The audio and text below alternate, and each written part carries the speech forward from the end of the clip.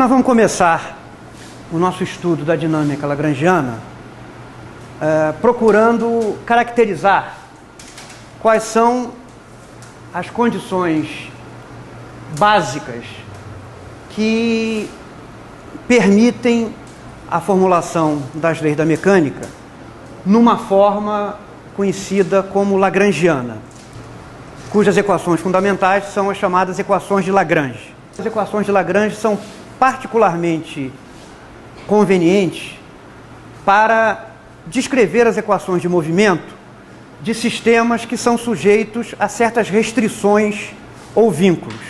Então, é importante nós conversarmos um pouco sobre o que são vínculos, como se caracterizam vínculos, como se classificam vínculos e de que maneira esses vínculos interferem na formulação das equações de movimento. Então, em poucas palavras, um vínculo é uma restrição de natureza geométrica ou cinemática ao movimento das partículas de um certo sistema.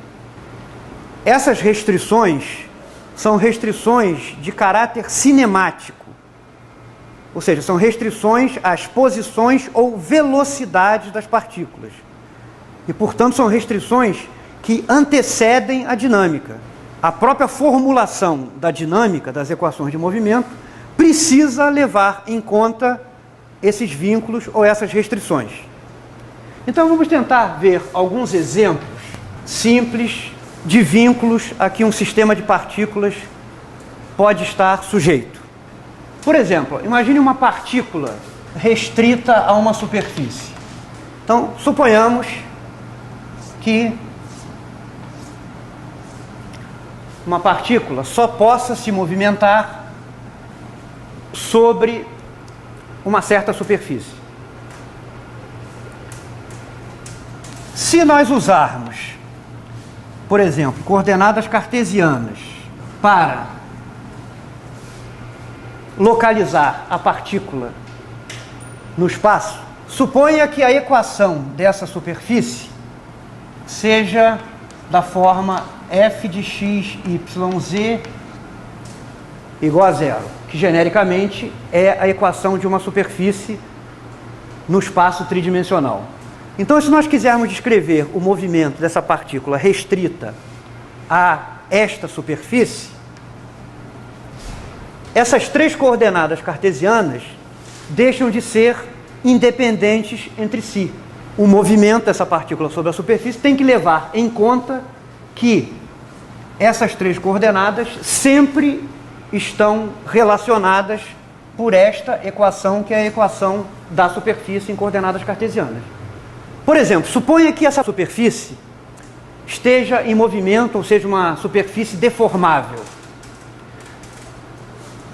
Esse caso aqui, dessa condição, está considerando que essa superfície é uma superfície fixa do ponto de vista desse sistema de coordenadas x, y, z. Ela está fixa no espaço. Mas essa superfície pode estar em movimento ou pode estar se deformando à medida que o tempo passa. Se a superfície está em movimento ou é deformável, à medida que o tempo passa, a superfície pode mudar, aí a restrição sobre as coordenadas que dão a posição da partícula já passa a ser representada por uma equação dessa forma aqui, ó, f de x, y, z, t igual a zero. A dependência explícita aqui em t indica que, à medida que o tempo passa, essa superfície ou se move ou se deforma, ou seja, a equação que representa esta superfície é diferente em cada instante diferente. Então isso pode representar, isso aqui representaria a restrição sobre as coordenadas de posição da partícula se ela estiver restrita a se mover sobre uma superfície em movimento. Agora, eu quero observar o seguinte: se a restrição sobre o movimento das partículas de um sistema tiver origem nas equações de movimento, portanto for de natureza dinâmica, essa restrição não caracteriza um vínculo. Vínculos são restrições de natureza cinemática.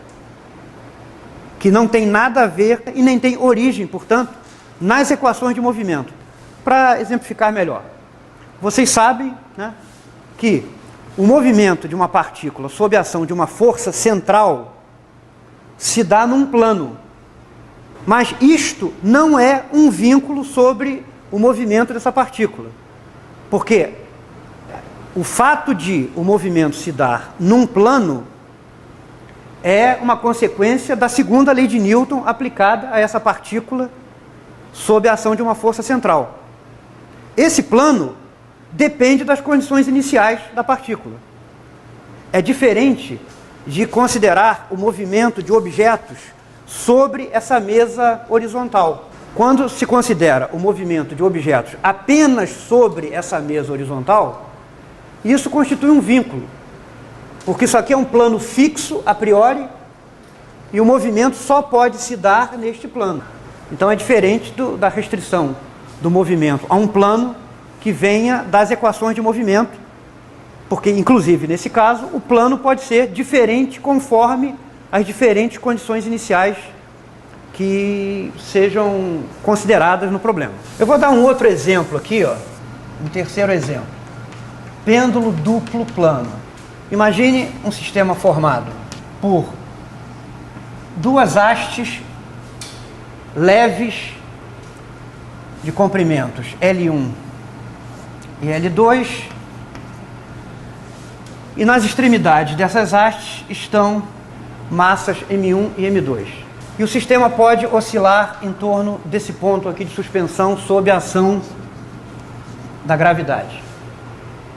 Isso é o chamado pêndulo duplo. Se nós usarmos aqui coordenadas cartesianas no plano, se as coordenadas dessa primeira massa forem x1, y1 e da segunda massa forem x2, y2, então vocês veem que essas quatro coordenadas não são independentes entre si. Por quê? Como essa haste aqui tem um comprimento fixo, a distância desse ponto até essa origem tem que ser igual a esse comprimento L1.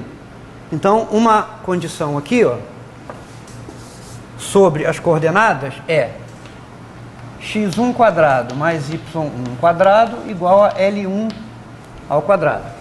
Por outro lado, a distância da massa M2 à massa M1 tem que ser igual ao comprimento L2 dessa haste. O quadrado da distância desse ponto a esse é x2 menos x1 quadrado mais y2 menos y1 ao quadrado. Isso tem que ser igual a L2 ao quadrado. Então, no caso